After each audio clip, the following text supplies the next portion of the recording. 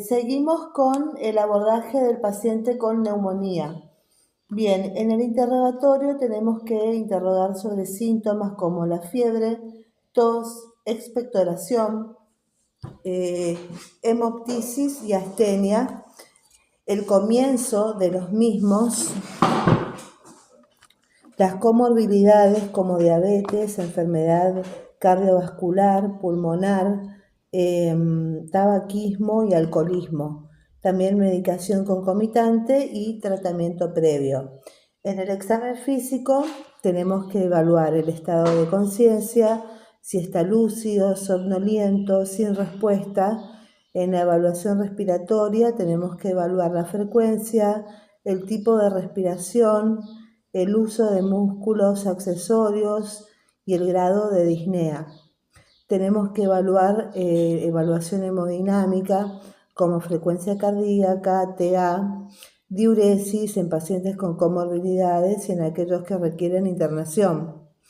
El estado de hidratación, la temperatura, auscultación pulmonar, evaluar crepitantes e hipoventilación, percusión pulmonar y de columna y la auscultación cardíaca. En los estudios complementarios tenemos que, acá hacemos una discriminación entre pacientes ambulatorios menores de 65 años y sin comorbilidades. La opción mínima es una radiografía de tórax de frente y la opción máxima es una radiografía de tórax de frente y perfil, Gram y cultivo de esputo, recuento y fórmula leucocitaria. En los pacientes ambulatorios de 65 años o más con comorbilidades, la opción mínima es una radiografía de tórax de frente y laboratorio con hemograma, urea, glucemia y orina, y la opción máxima es una radiografía de tórax de frente y perfil más un laboratorio básico más Gram y cultivo de esputo, dependiendo siempre de la disponibilidad de recursos. La notificación de casos. La vigilancia de las infecciones respiratorias agudas se realiza a partir de la sospecha clínica mediante la identificación y notificación del caso sospechoso. La estratificación del riesgo. La evaluación inicial del paciente con neumonía definirá si el tipo de atención que ese paciente necesita será ambulatoria u hospitalaria y qué tratamiento deberá ser indicado. Resulta fundamental estratificar el riesgo de mortalidad de cada paciente al momento de diagnosticar una neumonía. Algunos datos de la historia clínica y del examen físico se han asociado con mayor riesgo de mortalidad y algunas de estas variables han sido utilizadas en el diseño de escalas de estratificación del riesgo.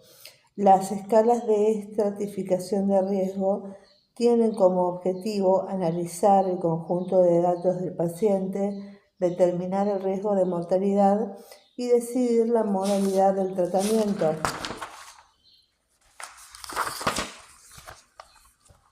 La mortalidad global por neumonía reportada es del 13,5%, sin embargo, esta cifra varía entre 5,1% en estudios que incluyeron pacientes tratados en forma ambulatoria y hospitalizados, a un 36,5% en aquellos pacientes que requieren internación en unidades de cuidados intensivos, en la UTI. Identificar a los pacientes con neumonía severa de la comunidad de internarlos es fundamental para comenzar rápidamente un tratamiento adecuado dirigido a los patógenos preponderantes, brindando los cuidados de soporte necesarios a su estado de salud.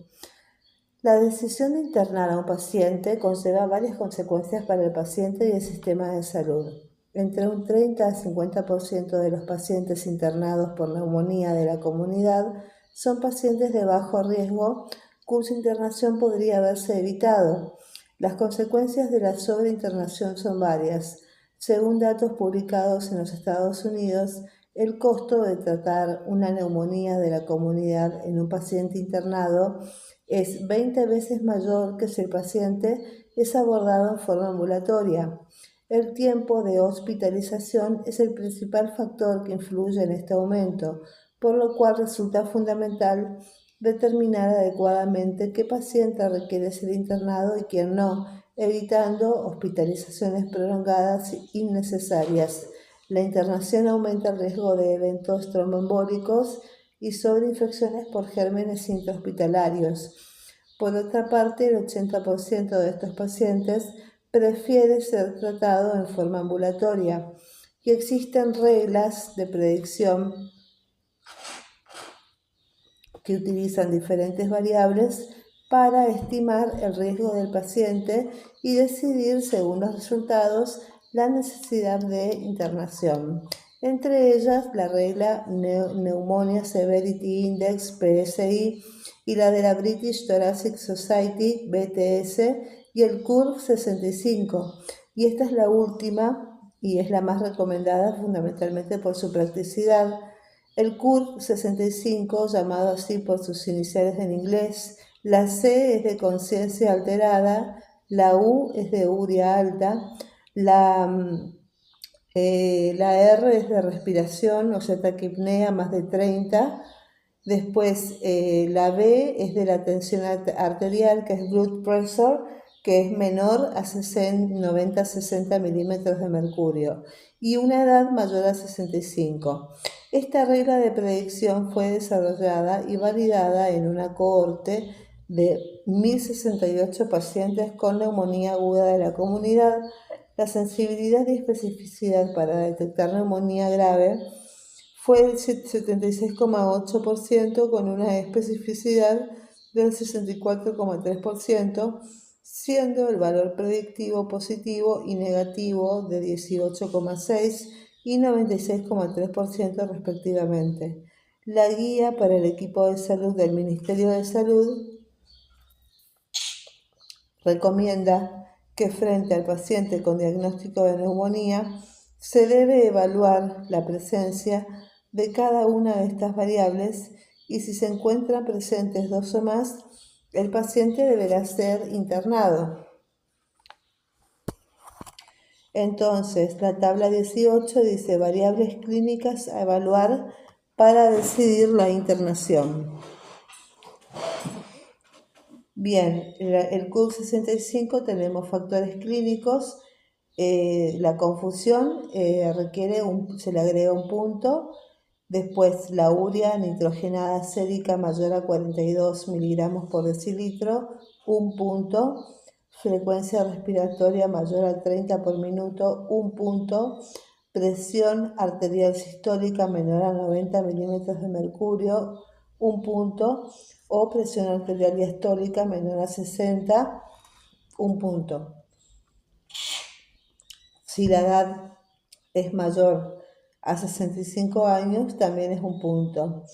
Y si el puntaje total, hay que sumar cada uno de los factores presentes y con 2 o más puntos el paciente debe ser internado, ¿sí? Las reglas de predicción no reemplazan el criterio médico.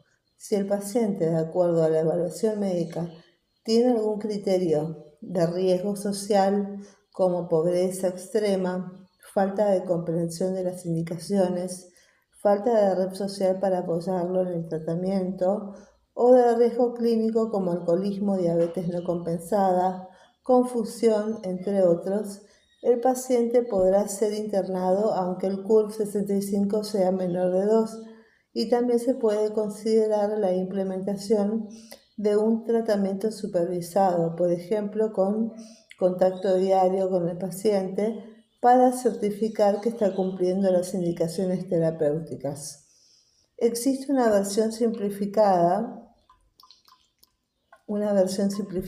del CURV 65, que es el CRB 65, que no requiere la determinación de la variable urea, lo cual es útil para los centros del primer nivel de atención. El CRB 65 mantiene la sensibilidad para evaluar la severidad del cuadro. El CRB 65 utiliza la variable de confusión mental con un puntaje de 1, frecuencia respiratoria mayor a 30 por minuto, un puntaje de 1, la TA sistólica menor a 90 o la TA diastólica menor a 60 milímetros de mercurio, un puntaje de 1, la edad mayor a 65 años, puntaje de 1, y el puntaje total hay que sumar cada uno de los factores presentes y con 2 o más puntos el paciente debe ser internado. En la tabla número 20 vemos el puntaje CRB65 y el riesgo de mortalidad. El puntaje del CRB65. Si nos da 0, el riesgo de mortalidad es de 1,2%. Si el puntaje da 1, el riesgo de mortalidad es de 5,3%. Si el puntaje CRB65 da 2, el riesgo de mortalidad es de 12,2%. Y si el puntaje CRB65 es de 3 o 4, el riesgo de mortalidad es de 18,2 y 32,9%. Esta estratificación de riesgo ha ganado espacio por su capacidad de detectar aquellos pacientes con neumonía grave de una forma fácil y accesible a todos los profesionales. La misma es actualmente recomendado tanto por guías europeas como por el Consenso para el Tratamiento de Neumonía de la Comunidad de Latinoamérica, Consensur, y por la Guía para el Equipo de Salud del Ministerio de Salud de la Nación sobre infección respiratoria aguda del adulto, y en base a ella el profesional puede definir la modalidad de atención adecuada teniendo en cuenta el riesgo de mortalidad del paciente. Bien, eso es todo con respecto por ahora a la neumonía. Después en el próximo vamos a ver el tratamiento de neumonía adquirida en la comunidad. Gracias.